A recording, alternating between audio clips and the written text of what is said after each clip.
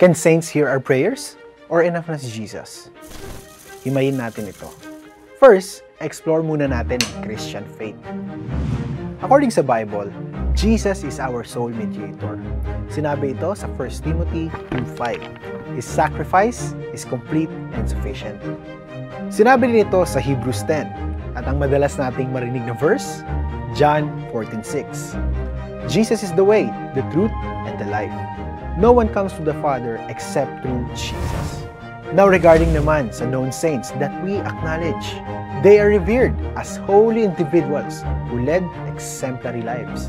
Ang tradition or practice ng pag-venerate o pag-revere sa mga saints ay prominent sa Roman Catholic and Eastern Orthodox Christianity, supported by biblical references na makikita sa Hebrews chapter 12 verse 1 and Revelations 5:8.